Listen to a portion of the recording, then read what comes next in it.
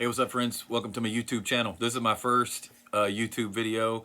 I wanted to just share some messages and resources, hopefully through this YouTube platform, that might be helpful to help you follow Jesus and really to, as I often say, just to look up.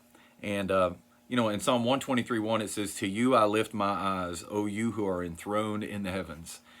So much of our life is complicated by the fact that we don't do that we don't lift up our eyes, that we don't look up, that we don't remember who is enthroned in the heavens, that we forget what God is up to, what God has done, what God will do, the promises of God. And so, hopefully this avenue can help with that, to cause you to look up to God and be reminded of some things and just pass along some resources that have been helpful to me. Today, or this first video, I wanted to share my favorite book that I read in 2019. And that is this book, Devoted to God by Sinclair Ferguson. This book came out in 2016, but I just read it this past summer. And a little bit of a backstory on this book. I went to a conference several years ago. It was somewhere in the Metroplex, maybe in Allen. It was just like a one-day thing. And I went there because Tim Keller was speaking there, and I've gotten to hear him speak a couple times. And if I, get the opportunity, I'd do it again. A great speaker, great pastor, great preacher. And it was Tim Keller and some other guys that I wasn't super familiar with. One of those being Mr. Sinclair Ferguson. And at the end of the one-day conference, I think it was towards the end, they had like a panel Q&A where they asked some people get to ask questions and they give their answers. Well, one of the questions that was posed was, what do you think is missing from from our current Christian authorship? And they both gave their answers, and whoever else was up there gave their answers. But Sinclair Ferguson said something to the effect of, he said, "I wouldn't know." He's got a Scottish accent, so I said, "I wouldn't know because I don't read today's current Christian authorship." I'm probably exaggerating his accent, but that's what it sounded like to me. And that kind of resonated with me. Like, what is he, I perked up when he said that. He said that he didn't read today's current Christian authorship, so this is going to be somewhat of a throwback answer. And when he said, "I don't read today's current Christian authorship, but," he said, "I am told that there is nothing being written on our union with Christ." And that may be a very familiar term to you. It wasn't super familiar to me. I'd heard it, but I'd never heard much emphasis put on it, kind of like he said. So I wrote it down, union with Christ.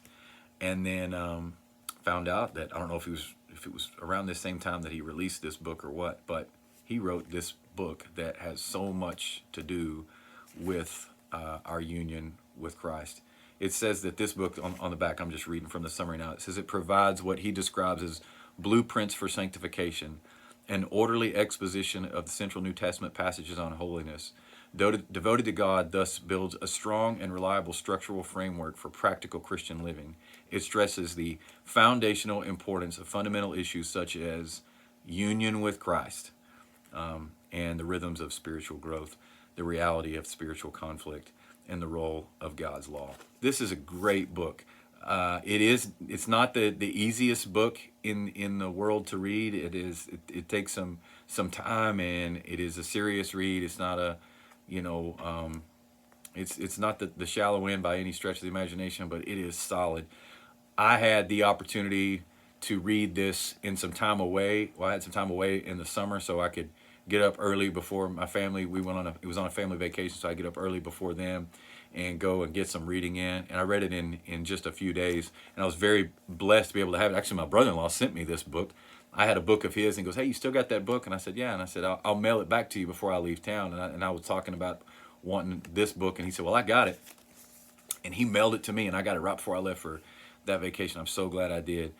I passed it along, or the recommendation of the book along, to some of my friends, and they have read it and have really enjoyed it.